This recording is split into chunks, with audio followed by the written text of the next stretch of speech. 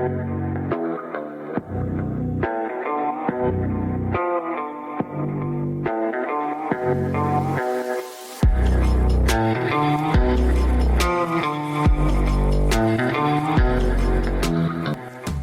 everyone, and welcome to another episode of Looking for Love in All the Wrong Dust Jackets, a show where three disgruntled harpies talk to you about everything we love in romance, whether that's books, movies, TV shows, whatever we like. My name's Liz. I'm Danny. I'm Wiggles. And welcome to the episode. Today, we are discussing the movie Good Luck to You, Leo Grande. But before we get into that, I gotta talk to you. I gotta have a heart-to-heart. We gotta communicate about the fact that we, as previously stated, are disgruntled harpies, which means we are crass, we are unhinged, we're gonna swear, and we're gonna talk about all of the naughty times. So if you're not into that, I totally get it, but you've been warned. Yeah. Yep. Yeah. You always say something there, so now I can't keep going if you don't say something every single time. I don't always. Both of you do. Okay.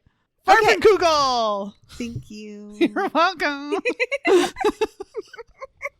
But before we get into the movie, I want to know what's going on with you. Talk to me. How you doing? What have you been up to? You read anything cool? You watch anything cool? I've done so many things. Oh, yeah? Things. So many things.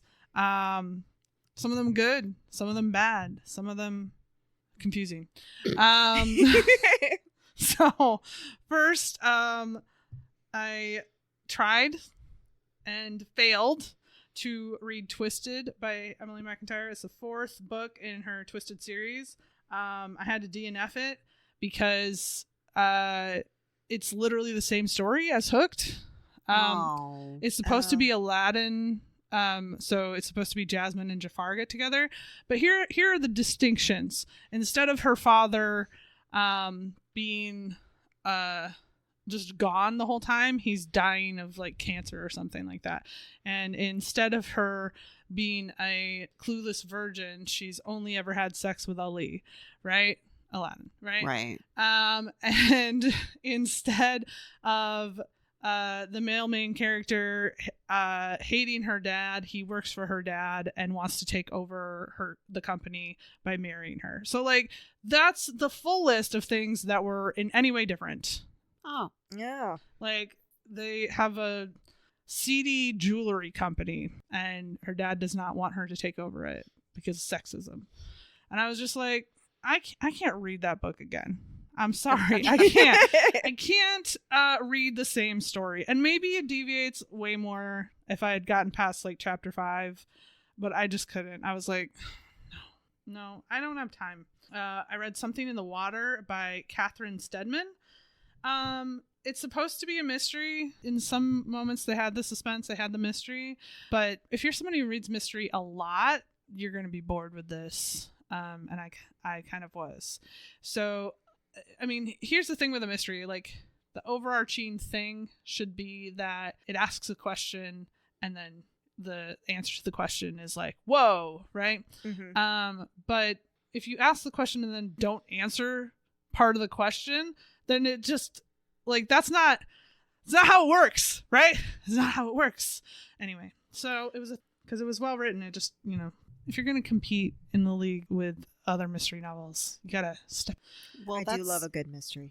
That's the fundamental like rule of the genre. Right. When you're reading romance, you expect a happy ending. And I know there's some controversy on whether or not there should be or shouldn't be like a requirement of a happy ending, even if it's just the happy for now in romance. But in mystery, the expectation is that you get the answer to the mystery. Right. Otherwise, why are you reading it? Right. Mm-hmm. You don't read Gone Girl and then are like, oh, I guess we'll never know what happened to her. Like, what? That would be insane. Not great success there. And then the other thing I did is I binged all of Quiet on Set, which is a lot. I would highly recommend not watching that if you are at all going to be triggered by bad things happening to kids. And the full gauntlet of bad things that can happen to kids. So if you otherwise, it's very enlightening. I think that's gonna be on our like to watch this weekend. Like just Just go for it. I want to watch it so bad, but at the same time, I'm like, can I do it? It's going to be a rough one for me, I think. Some episodes are worse than others. So yeah, that's what I've been doing. My goodness. Yeah. It's been time. Liz, tell us what you've been doing. You always go last. Oh, this is confusing for me. I read Not Your Ex's Hexes by April Asher, which is the second to Not the Witch You Wed. Check out our very first episode about that book. Wink a wink, a nudge nudge. I don't know. It was like a 3. It was like fine. It was kind of the vibe. I mean, it's fun. If you want like a fun, cute, quirky romance with witches and all of the supernaturals, it's fun. But No I don't tail know. action. No, there's no tail action. Yeah. And another gripe for the male main character to be a half demon, there was not enough. Spicy time? Or spicy enough of the spicy times? It's not spicy enough. But I knew that because the first book wasn't like uber spicy. But I will say, from my memory, it was spicier than the first one. Yes, So, it is spicier for sure. I think they got progressively more spicy, in my opinion. You got to listen to your audience. If your audience wants spice, you got to do it. Give the people what they want. Yeah. Give them pierced peen. And that's what she said, okay. And the third book. Uh-huh. Good to know. Yeah. The other book that I read and I just finished today is The Perfect Fit by Sadie Kincaid. It is a why choose billionaire romance. I was like, give me something, give me that like, you know, that sweet candy as Wiggles calls it. You know, that's what you call it. If it's like It sounds weird coming from you. good. That's what I want. It says it on Goodreads that it's a dark why choose romance, and I'm like, it's not dark. They have tragic backstories. It is not dark. I am so sorry. Get it together. Lock it. I mean, it's smutty. Yeah. You know, it tries to do a few things that I think a lot of smutty why choose romances don't do or don't do enough of, which is like really set up the relationship between the men's instead of just all of them flocking to this one woman, which is good. And there's like a conflict and she really sticks up for herself, which is nice to see instead of the just like, oh, okay, I guess vibe that happens a lot. I don't know. There's no romance in it. So if you want smut, just go read that. Okay. You know? Yeah. And then I have one more thing. I binged Mr. and Mrs. Smith, the new Amazon show. I really liked it. But it is very character driven. So I can understand if like you watched the original movie and were expecting like a lot of action, which there is action. There's plenty of action in it. There's just also sometimes half of an entire episode that's just them kind of like talking. But it's good. It's really good. It's really well written. I like it a lot. And I'm excited to see if they get to do a season 2 because there's some questions that need answers. For sure. And I would say that is a romance, that show. Nice. That's what I did. So my turn. So I am halfway through Hoarded by the Dragon by Lillian Lark. Yay. Shut up. And then I needed a little breaksy from romance, and so I read all of Citadel by C.M. Alanji, which is a sci-fi, and I love it. It was super good. I gave it, well, you can only give, you can't give half stars on Goodreads, so I gave it a 4, but I would say it's probably a 4.5 for me. Dang. Nice. It's like a dystopian story where they live in there's one city in the entirety of the world. It is called Citadel, and they have to go out over, there's high tide moments where basically the entire forest around them floods up to the top of the walls of the city, and there are demons, quote unquote, out in those forests and everything, so they have to go out and hunt and everything, and they're constantly getting killed by demons and everything. And there's a girl in it that cannot speak, and she is the daughter of one of the mucky mucks in the city and everything. And at one point she starts to wonder if the demons aren't like sentient, and so she leaves a note for her family, and is like, I'm going out in the woods, I'll see you in a month. and they think she's fucking dead. And it turns out that the demons are sentient, and you eat a flower and they can speak telepathically with you, because that's how they speak to each other, because they can't make the noises because of their snouts. Mm-hmm. And so she's trying to figure out how to end the like centuries old wars that they've been doing, because people are constantly getting killed and demons are constantly getting killed. They're actually called chimera, but demons are constantly getting killed for no fucking reason. Like, just stop being assholes to each other. It was really good. And there's a lot of like political intrigue with it, because it all has to do with like the religion of this city as well. It was really good.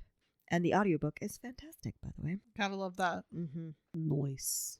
Sia Melangi is the one that does the cafe latte fairy thing that I watch on TikTok, and she's the one who wrote Citadel. Okay. And now she's writing a cafe latte book, and I'm excited. And I'm hoping there's going to be a Citadel sequel, because it did not wrap everything up. Well, let's get into the movie then. Yay! Yeah!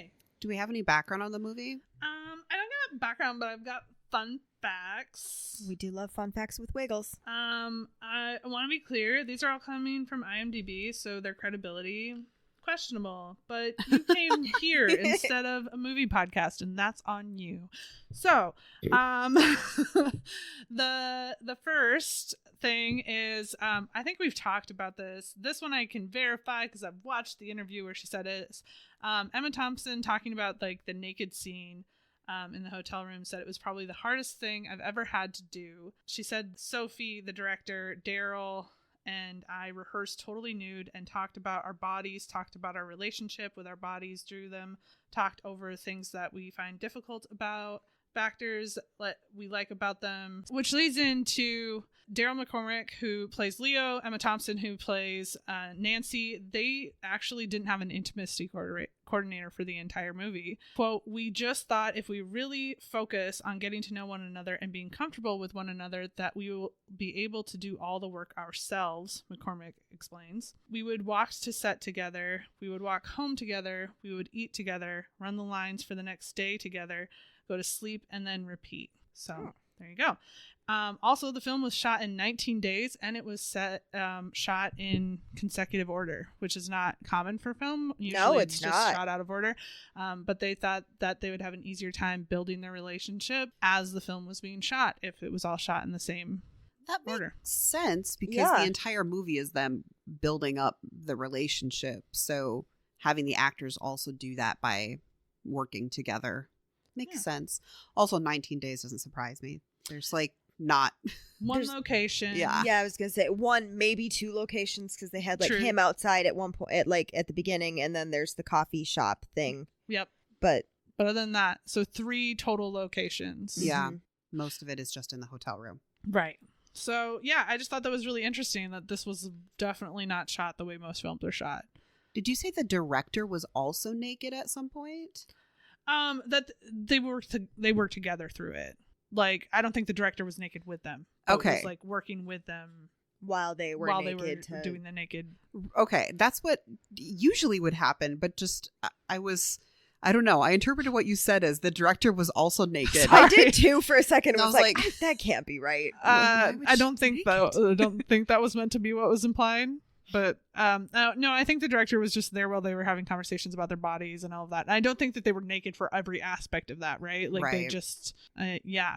But also, like, god damn, that's a lot of trust to build up over 19 days. Mm-hmm. It really is. You know? Like, I get why they had to, like, eat together, sleep together, like, all of that. Because, like, whew! It's a lot of trust in another person's hands. Well, and to not have an intimacy coordinator on set is also a lot of trust involved, because of course I see this on TikTok. I actually follow an intimacy coordinator on TikTok, and she talks about the ways that she helps people like understand what are their no-goes, and that like she has the full-on conversations with it, and when people are trying to not respect their boundaries, she gets to be the one that's like, nay. She's like, no, I will be your bad guy. Don't think I won't. And I like that. I'm like, good for you. Well, how do you get that job? I don't know. You probably have to go through a specific training, but I know I wish that we had that so much earlier. And I'm Mhm. sure there's so many other people who wish that we'd had that so much earlier. But I think because it was just these two actors, if the two of them are like, we are fully committed to, like, you say stop, we'll stop, right? Like, I think that's a different dynamic than when you're part of an overarching show and you're only one piece of it, you know? Right. Because then you don't have a lot of time together. Mm-hmm.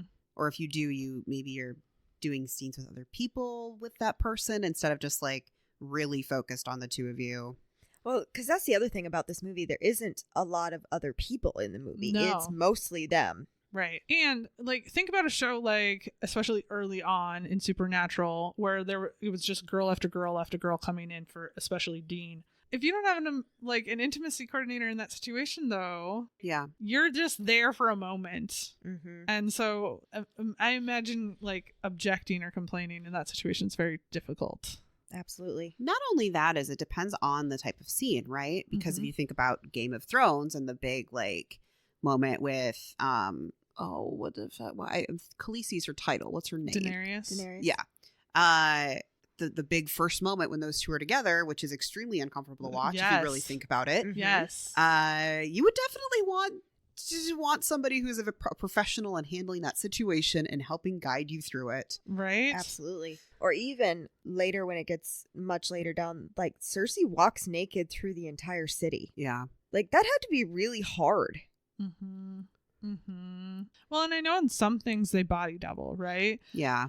But I don't know. I always watch things like this and I'm like, y'all are so much braver than I could be. Mm-hmm. Well, they're getting paid money to do it, so that's yeah, also. I suppose like big money changes the conversation. Anyway, Danny, what's this movie about? This movie is about a woman who is, I'm going to put this in big quotation marks because I don't believe this, but past her prime.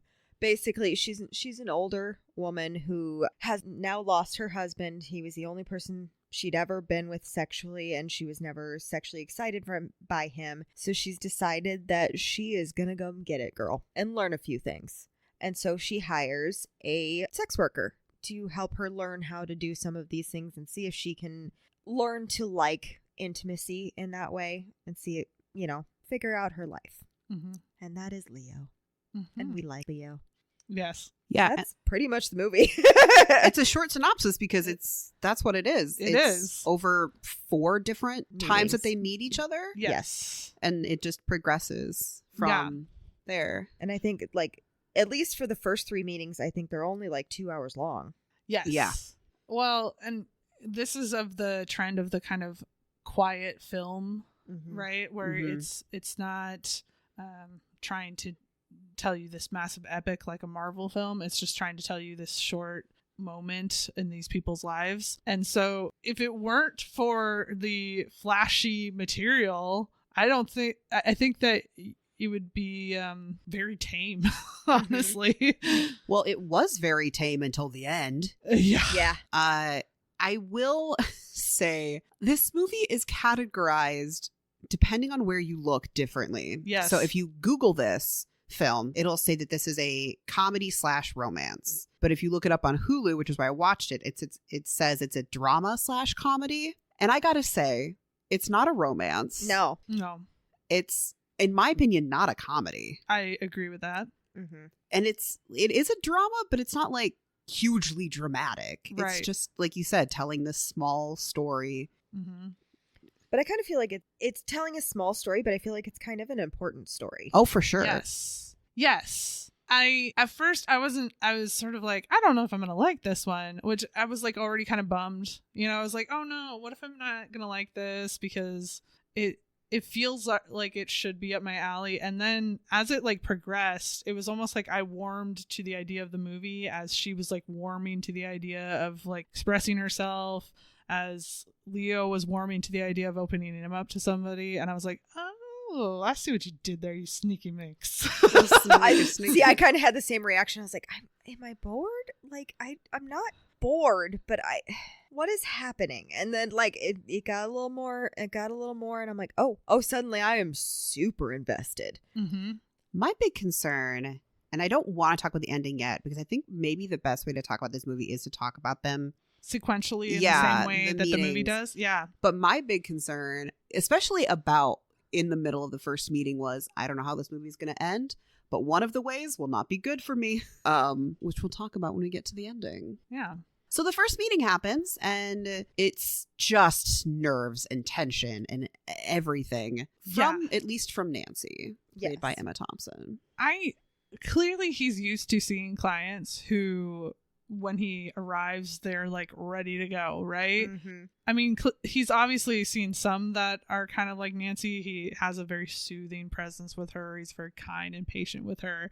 But like, I'm assuming most of the people who hire him are like, yeah, give me a piece of that. But I was like, here's the thing. If I found myself in Nancy's position, I would also be like, oh God, I don't know what to do with my hands. Same. I would not be able to handle it. I would give up and walk out. I'd be like, well, this was nice. Okay, bye.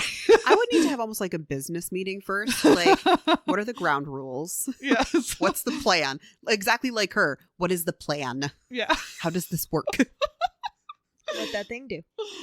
Oh man, I love the way that he kept being like, no, here's the thing. You've concocted in your head that I don't want to be here, and I do want to be here. So if I didn't want to be here, I wouldn't have said yes. Right. So there's that. Well, from Nancy's perspective, it is a little like conflicting because he is there providing a service, Mhm. as he continuously stated. Mm-hmm. And she's like, I have paid for you to be here, but you don't really want me. Like, you're only kissing me or doing whatever, touching me because I have paid you to do that. And he's like, no, I still like have an attraction for you. She even asks him like, what about me Yeah. could you possibly be attracted to? And he has good answers. He's like, I does. like your mouth. I like this area of your collarbone. I think that it's very smooth and sleek, or something like that. I can't remember exactly what he says, but like, it's like, yeah, you don't notice those things unless you're paying attention, and you're not paying attention if you don't want to look, Right. you know? She also has the added confliction is that she was literally a teacher of religion. Mm-hmm.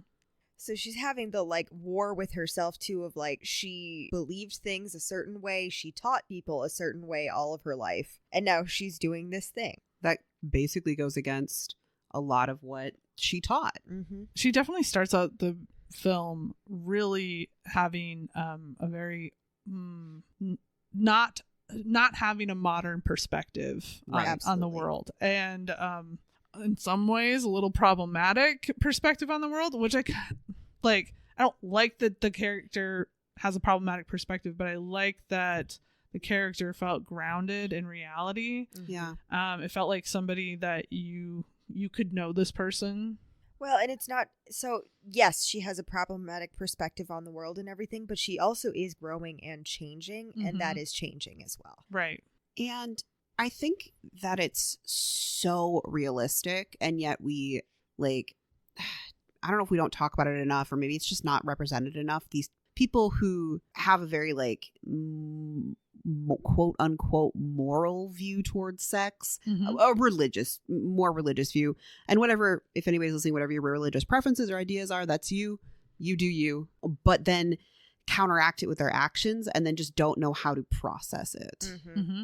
And that's exactly what she's doing. She wants to have this adventure. She wants to experience something in life she's never experienced. And yet there's something in her brain that's like, but you're not supposed to want this. You're not supposed to do this. It's bad. Well, even before I like read those fun facts that I talked about earlier, I had myself like, I was asking the question throughout the movie. I was like, how much of this is improv and how much of this is truly scripted? Was the hyper focus on those particular body parts? Did that come out of, was that generated by this process that you went into of studying each other's bodies and getting comfortable with one another? That would be the most genuine way to do it. Absolutely. Right? Like, were you able to get that far because of this process that Right. you could just tap into it by actually speaking to things that you felt? Yeah. Yeah. I also like, is it the first meeting where she asks him, why are you doing this? Like, why are you a sex worker? Mm-hmm. Mm-hmm. And her questions are all like, oh, you're probably doing it because you have to, or you were maybe sex trafficking. Mm-hmm. And he says at one point, oh no, I'm doing it to pay through college. And her entire like perspective changes. She's like, oh, you're just doing this for school. And he's like, no, I'm not. No. Yeah. I'm not doing that. I'm not being trafficked. I'm not being exploited. Right. I'm doing it because it's my job. It's the job that I like or affords me the life I want. It's my job. Mm-hmm. I mean, I think that this movie is doing more to humanize sex work than anything else I've ever seen. Like, Absolutely. definitely pushing things like Pretty Woman out of the water, right? Oh, for sure. Mm-hmm. Because the way he talks about it as a service that he's providing to people, you know, would you condemn somebody who was a private chef? Right. Yeah. Right? Like, they like making food. Do they necessarily like making food for a client? Hard to say, but you know what? They pay. So, Right. right? Well, and in the second meeting, I think it's a second meeting, he explains all of these different ways that he interacts with clients. Mm-hmm. And some of it's sexual and some of it's My like, favorite one is he literally just lays in bed with them, watches TV, and holds hands. Mm-hmm. yeah. Like, that's adorable. There's one where he dresses like a cat and sits in the corner. I love that it's also he's specifically supposed to ignore the person. Yeah. he's Yes. seeing. I'm like, okay, but I could get behind that one. You're going to pay me to just like sit over there and ignore you? But Can I'm do. real good at that. Yeah, I don't know. I liked the way that he made that character feel very human and not Yeah. like a caricature. Well, and also he points out that, you know, there are a lot of people in the world that are, one, touch starved, and two, just lonely for a little bit of companionship. And Yes. sometimes you do what you need to do to get it. Mm-hmm. I mean, Well, and they don't go into it, but I think there's also a lot of people who have a lot of mental barriers towards creating like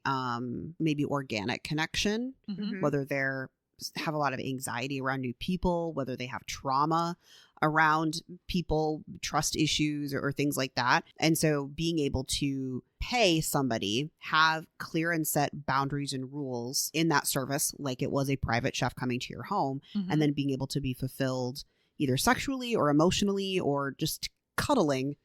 It's I don't know. I love the fact that at one point they just really talk about like, should sex work, should what he's doing really be available to everyone? Well, see, that's the thing, though. I think that there are a lot more people that fit that description than those Yeah. who don't. yeah. And I am skipping a little bit ahead towards the end where she's talking about the fact that she's actually recommended him to some of her friends who she feels also could use this type of interaction. Mm-hmm. Well, she was saying that her friends, because I can't tell, are they supposed to be like in their 60s? Is that I how think old she's so, supposed yeah. to I be? think so. It's hard to tell when they've been in Hollywood forever Yeah. because they have all the magic potions. She is gorgeous. Yeah. So But she's literally telling him at the end when she's talking about that she is seeing her friends kind of fade away. Mhm. Like as they get older. And what some of the service he's providing is literally what she describes at the beginning is it's another adventure to take on.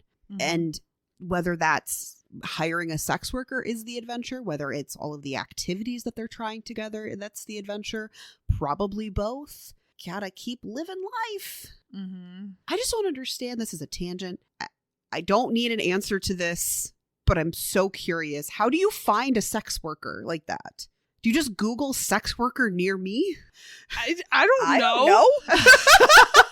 I don't know. I mean, okay, I think from my watching the show Call Girl, I'm basically an expert.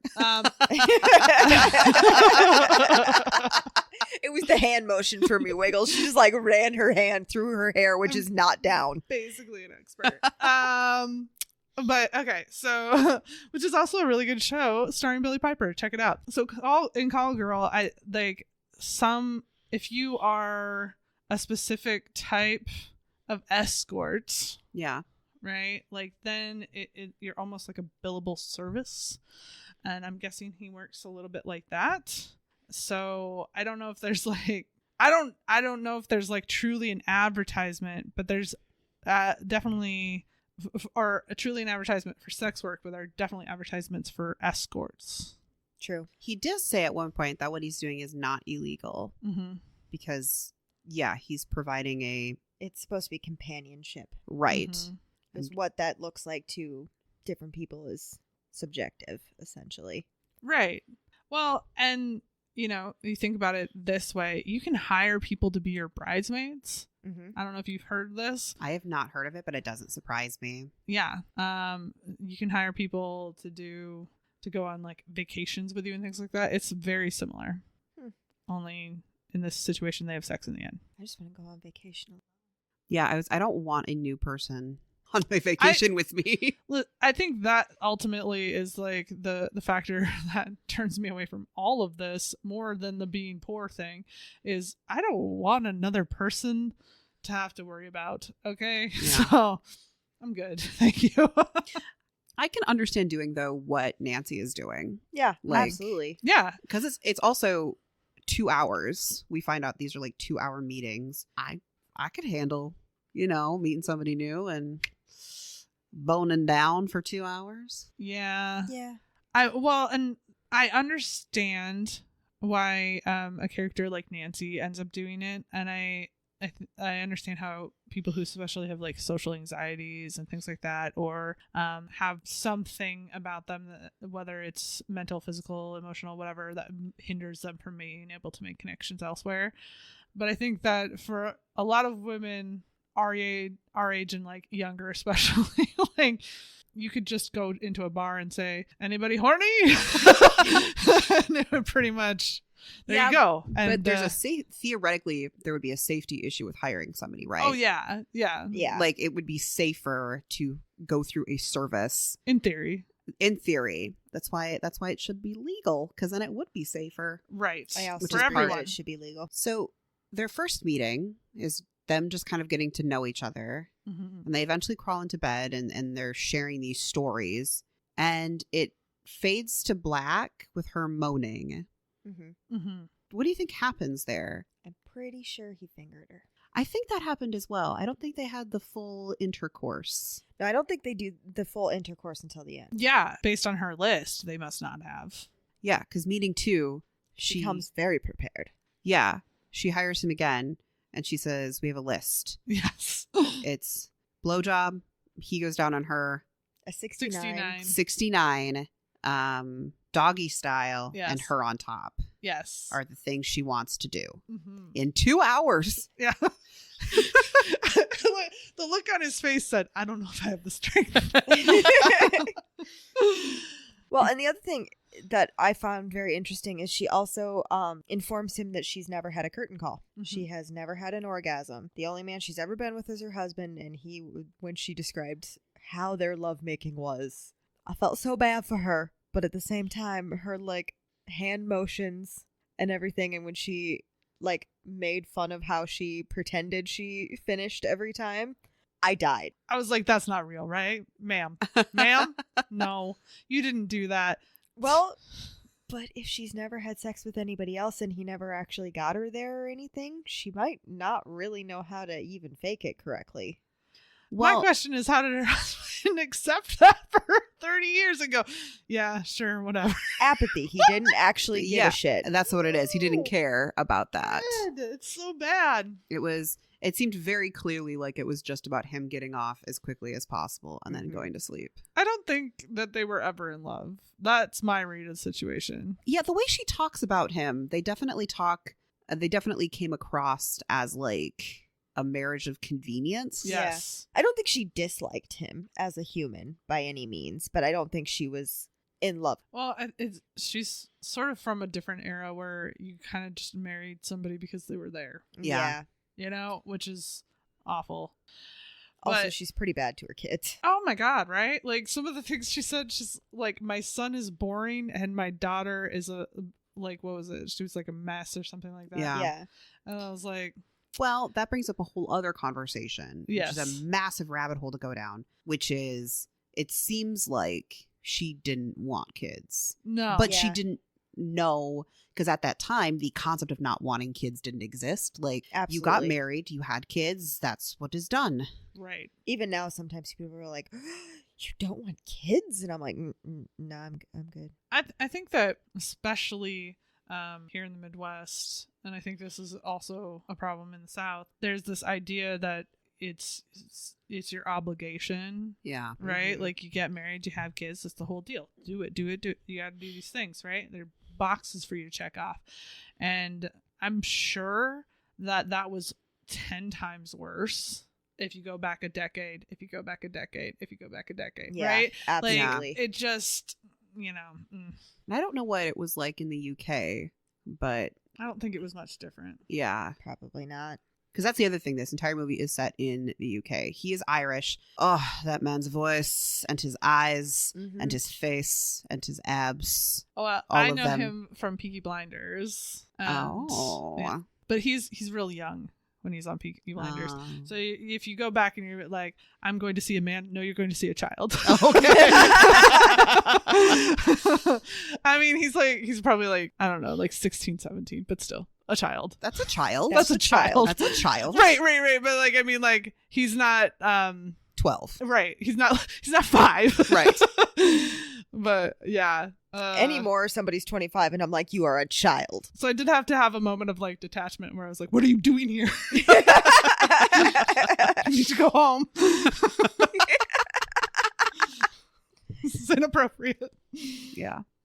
But she definitely came across to me as someone who like never really wanted to be a mom. No. But Yeah. she loves her kids, but she doesn't like them. Yeah. Yeah. Well, I think I don't know if you guys felt this, but I think that conversation that she has with him is like what every kid's nightmare scenario is, and that like what they've concocted in their head of like, Yeah.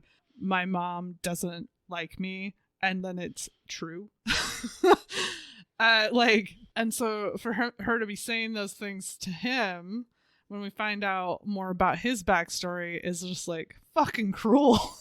Oh yeah, no, it's when you find out his backstory, you're like, oh, honey. And since we're talking about it, might as well get into it. His backstory is that his mom doesn't like him. She disowned him at 15. Yep. Yes. And he left their house and she just doesn't talk to him. She tells everybody he's dead. Well, the thing that I think's interesting is that the circumstance under which she was like, you're out, is that he essentially participated in an orgy with his friends. Yeah. Yeah. He invited his friends over. Because she was supposed to be gone for the weekend or something like that. Yeah. And in the process of like getting through the liquor cabinet, they took their clothes off and messed around. Right. Which is what you do as a teenager. Apparently. I don't know. I didn't do it. I was a really lame teenager. Yeah, so. Same, actually. We were lame. We made up for it in college. Yeah. Yeah. Yeah. Yeah. Anyway. The interesting thing about the way he describes that situation is she walked in and they were all like all together, limbs entwined and everything. He said they were exploring each other's bodies, which is very much something that happens when you're young. You were learning things about yourself. That's what happens. Mm-hmm. Well, and there is this massive undertone, in my opinion, of this movie of like, because of a moral oppression, right? She doesn't know her body. Right. And so he's literally telling her that he got completely cut off from his family because they were never taught how to deal with, in my opinion, and obviously I'm putting my own interpretation on this, but like they were taking it in their own hands to learn what sexuality is. And then there's her who never did that because she was a good like woman and didn't ever do anything wrong. And so now she's in this position where she's in her 60s and she's never had an orgasm. Right. Just a crime. There are a lot of women in this world who have never had an orgasm, and there's a lot to be said about that, right? Yeah. But if you're listening and you are one of those women, just buy yourself an aid, buy a toy, because trust me, buzzy friend. you'll like it. Or you won't. Actually, I shouldn't say trust me, you'll like it. Some people wouldn't like it, and that's totally fine. That is fine. Absolutely. Don't be afraid to explore yourself, because and that's like the vibe of this movie. Yeah, It's like that's kind of the underpinning. Well, an underpinning thing. Yeah. Throughout it is like, why force yourself into a box when no one's looking? Well, it comes up in different ways when, so in the second meeting, her daughter is calling her repeatedly and she has to answer the phone because she always answers the phone. Like, that's what he asks of, like, you can answer it, but like, you don't have to. And she's like, but I always answer the phone. That's like, I do. And then they go through all these things that she always does, right? Like, she always is like, makes her schedules. She's always reliable. She, you know, she doesn't adventure. Although on the other hand, when my mom doesn't answer the phone, I'm like, what is wrong with you? Oh my God. Why aren't you just at my beck and call? It's so fucking rude. My favorite is when my dad answers the phone instead of my mom, and I called my mom's phone, and then I have a moment of, you not her? You're not the one I wanted. Yeah, getting back to that whole interaction, you can tell that, like, there are moments where he is just a little bit fucking irritated. Yeah. Like, and you're like, good for you, you know? Stand up. Don't let the customer's not always right. Yeah. There is a moment, I think this actually is back in the first meeting though, and it's one of the moments that I loved so much. So they're super nervous with each other. Well, she's super nervous, Nancy is. And he's like trying to coax her into feeling more comfortable and touching and stuff. And she's like, I just need to go get changed. She wants to like get out of what she's wearing and put on this like little nighty thing. And while she's in the bathroom doing that, Leo is like trying to figure out what he's supposed to do. Yes. As he like is like unbuttoning his shirt and then like rebuttoning his shirt and then like taking his pants off and then like laying on the bed and like sitting over here. And I'm like, oh, that's nice to see that you're also awkward. And then she takes too long in the bathroom and he gets up and eats a Mars bar and she hates it. I don't think she actually hated the Mars bar. I think it was an excuse to not have him touch her. Yes. Yeah. I know. But it was just like, oh, Nancy. Well, and you can just see he's like, okay. I will go brush my teeth. Brush my teeth. All right. Yeah. Well, I think it's also in that first one where she says something along the lines of like, oh no, I've killed the mood. And he's like, I didn't know there was a mood. I was like, oh, that was kind of mean. But also you're right. Sick burn, bro, but yeah. Is it in the first one or the second one that they are like dancing? I think it's in the second one. I think it's the second one. Yeah. That was so cute. Wasn't it? I was like, I want to dance with this boy. And it was like so awkward because there's a bench in front of the bed and they're going to start with the blowjob. And he keeps, sitting down like, all right, if you want to do this, we don't have to start here. But if you want to she's like, I just want to do it and get it done with. And I want to go in order. The list has to go in order. Blowjobs first. I get that. Yeah. I mean, I get what she said. She's like, I've already thought it through in my head. And I just like, I need it to go this way. I've already built it up. Yeah. This is what has to happen. So getting back to our movie, one thing I have to say is especially the first and second session, the amount of cringe drove me out of my seat literally multiple times. I had to stand up. I was like, no, ma'am, please don't say that thing. Don't do that thing. Stop it. It was that. I mean, I don't think that was a bad thing. I think you are meant to feel as anxious and uncomfortable as she is. But I was just like, see, to me, it was the third meeting. Really? That's the one, like everything up until then. Yeah, it was awkward. It was nervous. She said some things where I was like, no, don't say that. But the third meeting, was rough for me. So the third meeting starts out with him eating her out. You got to get to item number 2 on the list. Mm-hmm. And then she broke a cardinal rule, which is they had established in, I think, the second meeting that, or the first one, whatever, that Leo is not his real name and Nancy is not her real name. They're both using fake names. Which you would. Yeah. And so, like, she then says in the third meeting, like, she's trying to get to know him better and she's asking him questions, like, about his mom or something. And he's, like, putting up this barrier of, like, I don't want to talk about it. And so she then goes, well, I just wanted to let you know that I was able to look you up. And like, I found out who you were. And he, of course, freaks out. Like, yeah, I would too. Right. And her reaction is like, oh, I thought we could like be friends outside of here or whatever, blah, blah, blah. And I'm like, you just crossed the one line you're not supposed to cross. Yeah, you broke his boundary. Yeah. Right. And I think the part about it that was so hard to digest was that she just wasn't getting it. Like, the more he was like, no, this is not okay. She just kept trying to justify it further. And it was like, stop, just stop. He's already said that this is not okay. Like, how many times do you need to hear that?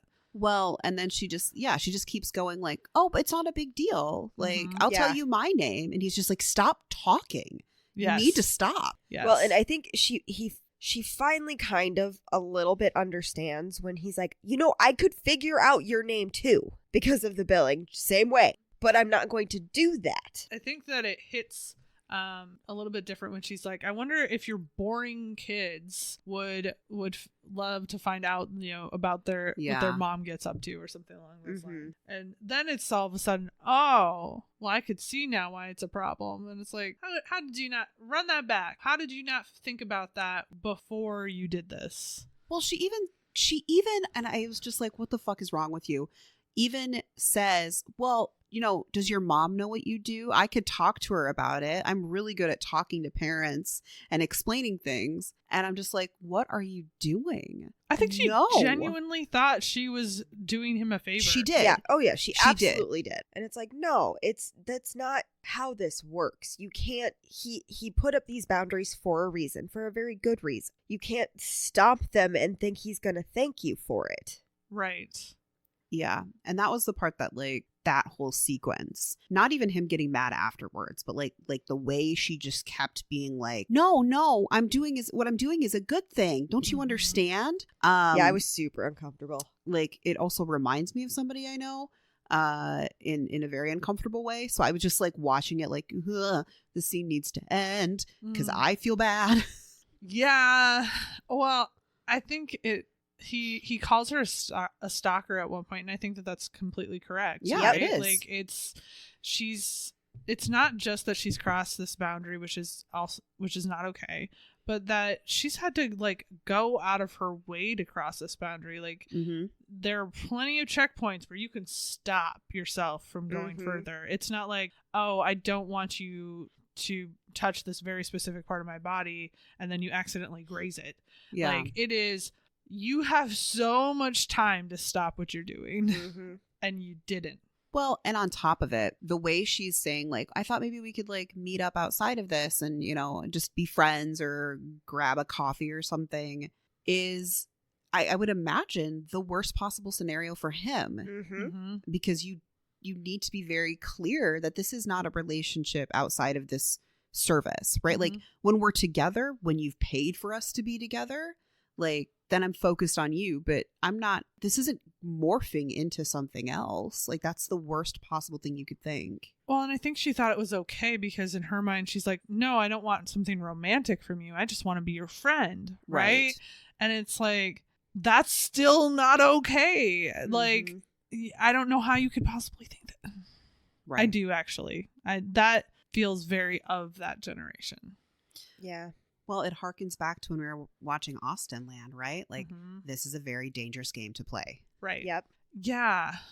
The other thing I didn't love about that sequence is just the way that even after it ended badly, she was still sort of felt like indignant about it. Yeah. And I didn't like it because it felt real, right? This like part where he left his cell phone behind.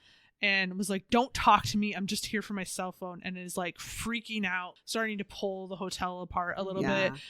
That, because he's in pure panic mode. Yes. That emotionally felt so real. It did. It was fight or flight. Yes. In that moment. And I felt that. I was like, oh, honey, I legitimately would be afraid to try to comfort him at that point. Because he's too amped up. And not that I really think, like, this is me putting myself in the movie, and like, I would have obviously not been her, but like, as somebody knowing him or something, I would be a little alarmed to try to approach him to try to comfort him in that moment. Well, he needs time to simmer. Yeah. And up to that point, we've only seen his like professional side, which is very charming and very calm. And then he just has a very valid, abrupt reaction to her, and even like punches the wall. And and like starts crying and just breaks down and tells her like the history with his mom and grabs his cell phone and leaves. And I'm so glad in that situation it was written where it wasn't like he broke down and then they just like made up. It was like him being like, I'm gonna tell you why this is really bad and then I gotta go. I can't be around you. Right. Don't fucking talk to me ever again. Don't book me. Right. I think it's really an interesting dynamic shift because exactly like you said, all the way up to this, we're seeing this like poised, professional, calming nature of him. But it shows like how much of that is a mask and how quickly that mask can come down. And I don't say that meaning that I think that he's angry and bitter underneath or anything like that. Or even I'm sure those on feelings edge, exist, but like I think that if you put somebody under a pressure cooker of a situation and expect them to come out shining like a diamond, you're going to be sorely mistaken, right? There's going to be a point where people finally break and lash out. And the irony is that you always have these people who are like, all I was doing was trying to be nice. It felt very much like that. Yeah. Well, I mean, just literally put it in any situation that you might be familiar with. Like, imagine being at work. Like, and when I'm at work, like, I don't obviously talk the way I do on the podcast. I talk professional. I try to be calm and approachable and all that stuff in my job. But if somebody crossed a severe boundary like that to the point where I had a kind of a panic attack, right? It would be a drastic shift because not only am I revved up emotionally, I've lost the work filter. Like, so I'm changing from work me to real me to panic. Yeah. And that's a huge shift. We all have our boundaries that we put up, and when somebody smashes through them like she did, we're all going to have our breaking points of moments of freak out. That, like, we all have triggers like that. Well, and the question that you could ask is, has this happened to him before? Yeah. Has somebody done this, something like that to him before? Well, he does mention that there's been times where he's felt unsafe. There's been times where he has to walk away. And then she ends up being one of those times. Yep. And in a way where he wouldn't have seen it coming. Right. Yeah.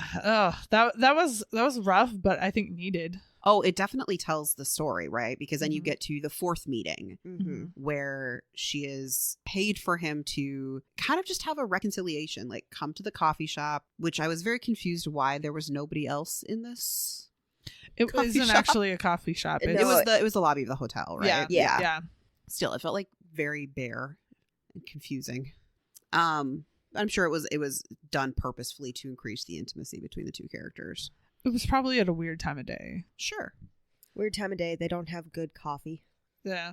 That is mentioned repeatedly. Yes, it's true.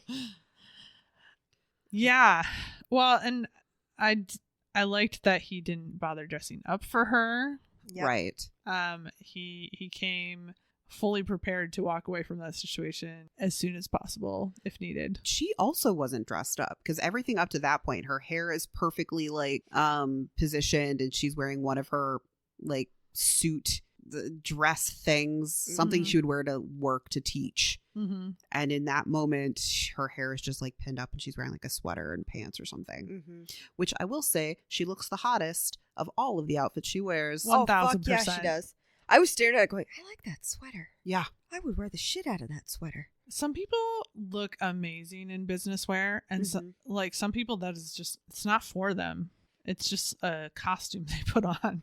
I mean, she looks good in the business wear, she but looks fine. She but looks so much better in that sweater. So I do think what was really interesting about the meeting with her student in the coffee shop, the hotel lobby, whatever thing, cafe that they have, is that she kind of confronts her about how horrible she treated her students and everything. Like, she called them all sluts.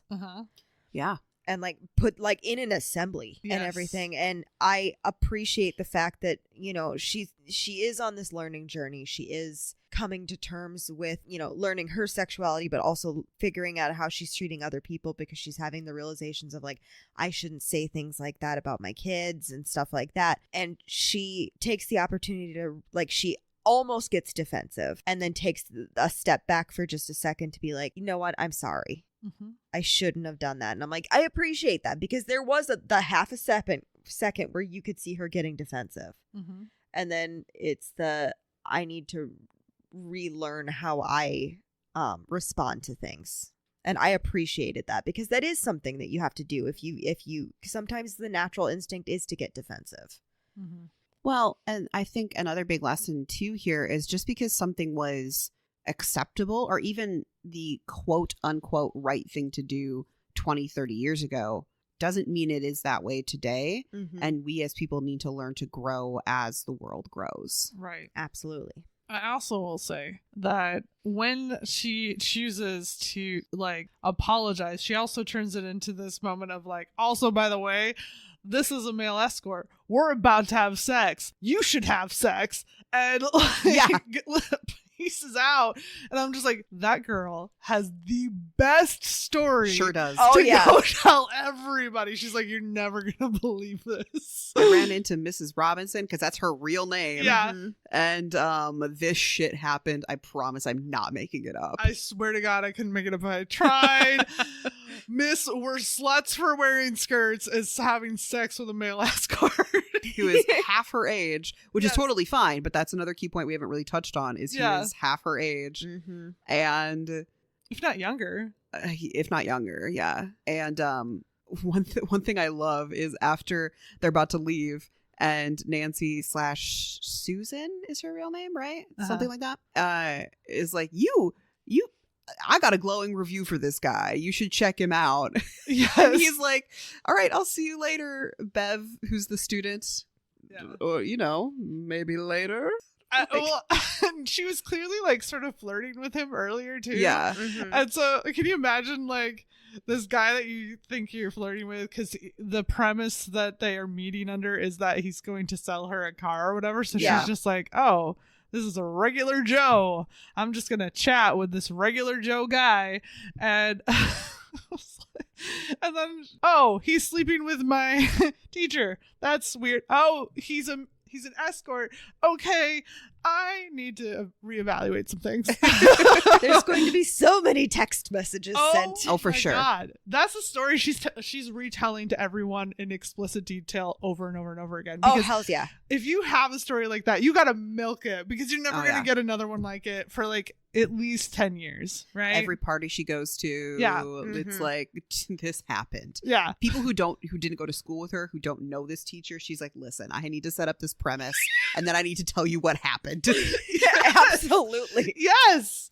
The Oh. three of us would tell the story to each other 18 million times. Yeah. Oh, yeah. And yeah. we would still be like, tell me again. Oh, yeah. Tell me what she said. Say it exactly. Oh, man. That's a chef's kiss story right there. And then we'd be mad because we didn't get pictures. Yeah. Oh, for sure. Yeah. Just think, you could have just done a quick little click right on the phone there, and you missed the opportunity. Oh, yeah. And by the way, she's a server. We nosy bitches. I served for a long time. We nosy bitches. Oh, yeah. The first thing she does is she goes back to where all the other like servers and cooks or whatever are and is like, those people that are out there, do you know what's happening? Right? Oh, yeah. Well, I also love that like 5 different people are like, can I help you with anything? And she's like, for the love of God, leave me alone. Which is how I feel at a lot of Yeah. restaurants now. I'm like, listen, you just need to come the one time to get the order, and then the next time to get the food, and then we'll both be fine. Like, I will have my food, you will have the opportunity to do anything else but talk to me. So don't waste your energy on me. I don't want to talk to you. Yeah. And then they go upstairs and they finish the list. They Okay. finished the list and then some. And Oh, then hells some. yeah. And like, I think it's important to be clear, if you haven't watched this movie, because the rest of this, like, have we kind of spoiled? Sure, but like, you can still really enjoy this movie and know exactly Absolutely. what's about to happen. But the ending, they fully go for it. Mm-hmm. They go for it like Bridgerton. They go for it like The Great. Like, I'm trying to think of like examples that go for it as hard as they do at the I end of don't this know. movie. Well, especially, and it's so shocking because up to that point, we don't see anything. No. Like, we don't see any nudity. We don't see any of like, the most you see is like after he's done eating her out and like you can see like her butt kind of from the side. And instead they show everything. Oh yeah, they do. Yeah. Okay. They didn't show like a full frontal of him. No. Yeah. You do kind of see it from the side at one point though, for like a second. Yes. Well, and actually you do almost see him even better in, I think it's session 2. He's like walking over and you see it swing and I'm like, oh, wasn't ready. I'm ready now. Go back. I have to say though, the way that scene starts, like, got all my heart aflutters, because they're walking into their hotel room and she opens the door first and walks in and he's right behind her and immediately shuts the door and then just like grabs her and pulls her to him. And I was like, oh, this is cute. Well, I think he genuinely was turned on by her speech. Yeah, I think so too. And I was like, oh, this is different. Also, they spent a lot more than 2 hours in there. For sure. Well, yeah. I think it's the entire night. Mutual. Yeah. Yeah. Unless he's going to charge her retroactively, there had to be some mutual things going on there. Mm-hmm. Also, I will say for the final, meeting, I really appreciate, because the whole thing is, the entire time, she's never had an orgasm. He does not give her an orgasm. Yes. She gives it to herself. Yes. That was the right choice. I appreciated that so much. Yeah. So they fuck. Oh yeah. Down and sideways. You see a lot of it. Mm-hmm. I was not prepared for the level of nudity at all, because like he lifts her shirt up and you see Emma Thompson's boobs, and I was like, oh, we're doing boobs. And then like a second later, I'm like, oh, we're doing everything. We're doing everything. And I really love that they're like trying to figure out how to do the doggy style. And at one point she's like, oh, this isn't working for me. So they move to another position, and then like they move to another position. And I was like, yeah, sex is awkward. It really is. No, I can't hold myself up like that. And I'm like, Yeah. I appreciate you. I had the same thought when I was watching. I'm like, yeah, nope, that's the thing that happens. Yeah. Yeah. Or you're like, I'm just tired. Like, move me in a different way. Well, about the time you get used to one vignette, they're like, what if we did it over here? And then they're like, what if we did it over here? And you're like, this is a lot to keep up with. Or the opposite, where you're like, why are we still in this same position? Maybe it was working for a bit. Yeah. And And then I do like her orgasm scene a lot, because like it's he goes to his backpack to get like a toy. Mm-hmm. when and she's just like having a lazy, dreamy moment to herself, kind of like looking at him and touching herself. And I'm like, oh, that's nice. That's a nice little scene. Mm-hmm. It is. I also just I really appreciated the like context behind it, that you don't need somebody else to give you something. Mm-hmm. Yeah. Mm-hmm. And it's like, I really appreciated that, especially since all the years that her husband never did. Mm-hmm. It's like, girl, you can get that for yourself. Take it. The thing about him bringing out a toy that I thought was really interesting is that clearly he was hoping for this outcome, because he says he brought it for her specifically. Yeah. And he hasn't brought it to any of their other sessions, although he's brought up the idea of using a toy. Mm-hmm. So I just thought that was interesting, that like clearly he's made peace with it and like was like, you know what, I want to end this right. Mm-hmm. Yeah. And then we get to the ending, which is the thing I said earlier, that if they had gone the wrong way, I don't think I would have enjoyed the movie as much. And the way it ends is Nancy says to him, like, I think it's probably time for us to be done. Mm-hmm. Mm-hmm. And they just end on this very like enjoyable like moment. They're like, okay, that was like, we did this and it was great and we're done. Mm-hmm. Yes. I don't think it could have ended another way, and I would have been happy with it. I was so nervous throughout the movie that I was like, are they going to try to Pretty Woman this where they end up together in some weird way? Mm-hmm. Yeah. And they didn't. I don't think I would have liked it if they tried to even just have like maybe a friendship would have been fine, but like if they would have had any relationship outside of their... I appreciated that they didn't even have the friendship. It's showing she now understands and respects his boundaries. And Yeah. they had a moment, Mm-hmm.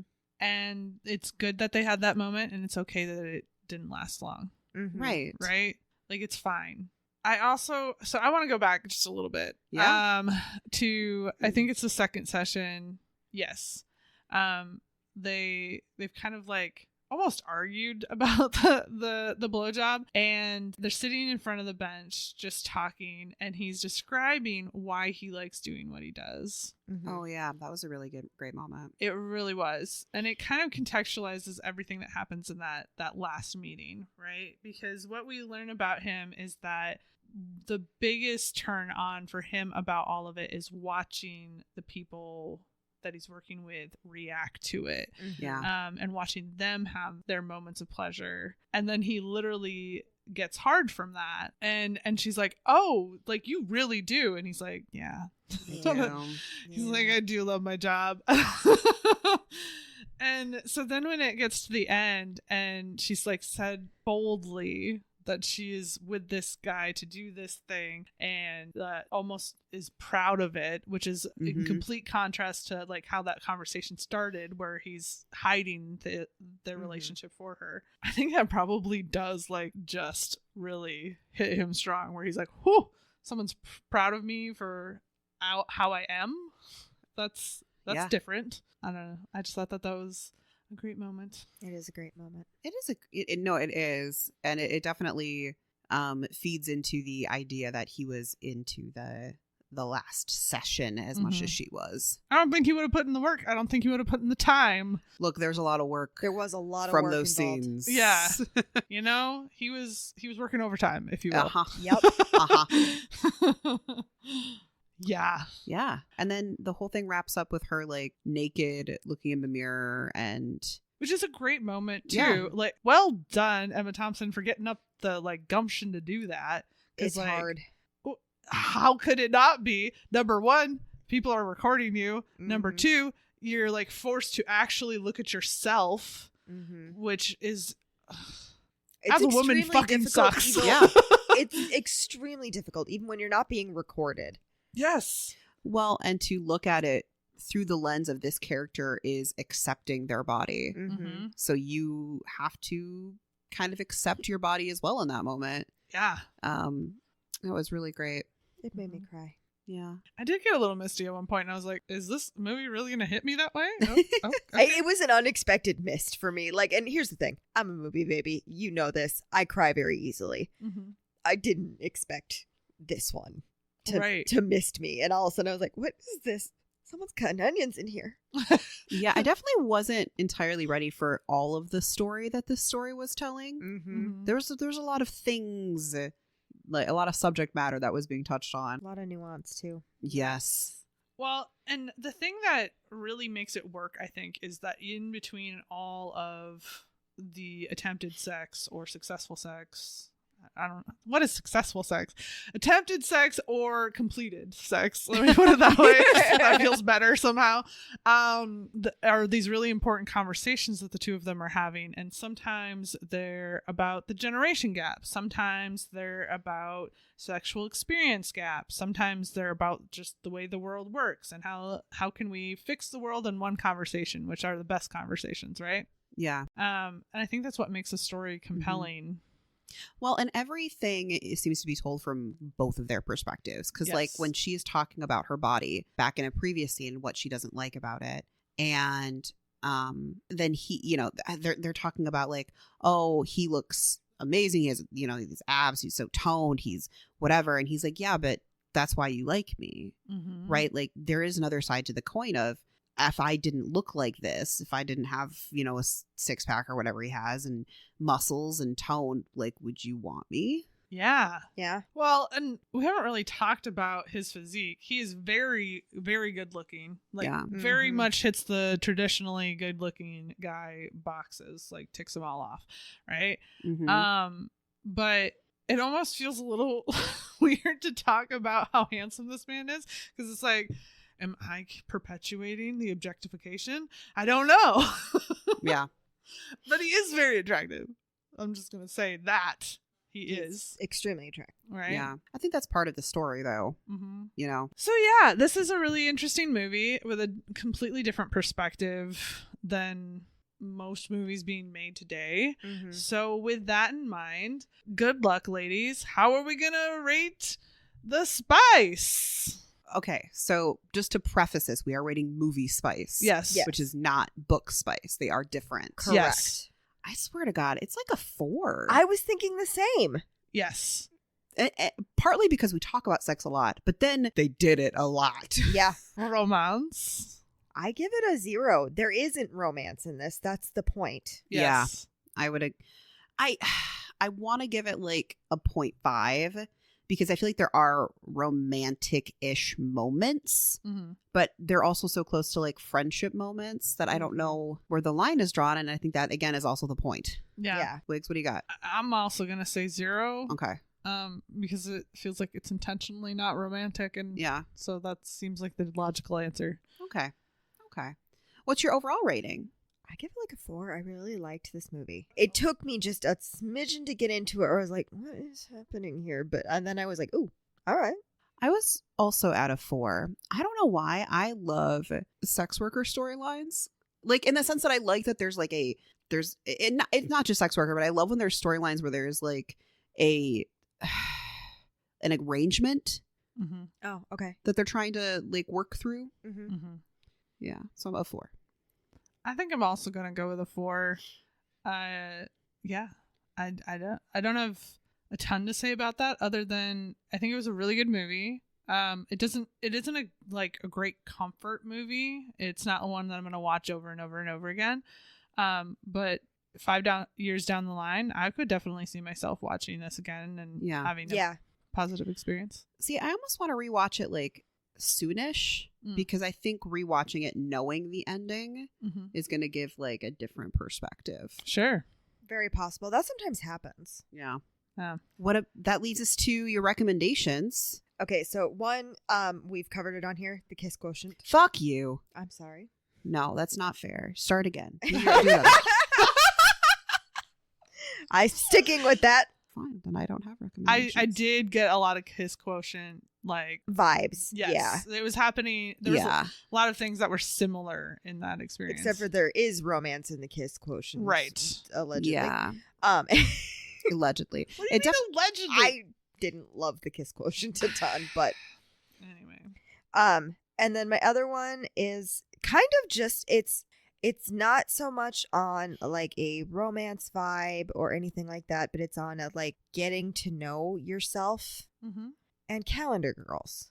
I have not seen. I saw that movie a long ass time ago. I had to go back in my lexicon there for a second. I was like, Helen Mirren. Mhm. They get naked They do get naked and pose with flowers in front of the bubbies. Oh. and baked goods, Yeah. and they do it's their like charity calendar. They're trying to raise money for the charity that they do every year, and they are women of a certain age that are all posing naked. Oh, that sounds delightful. It's actually Mhm. pretty funny.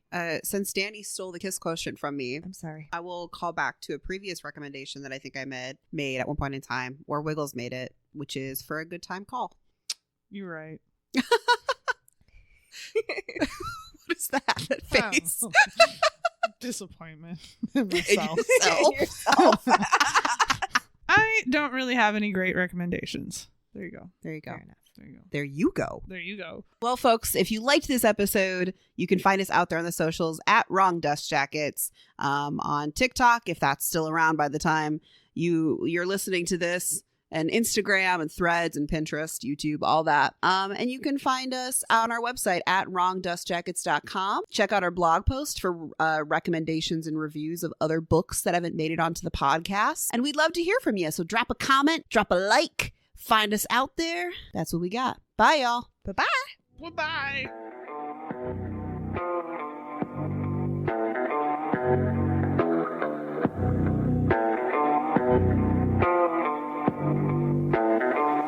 Bye.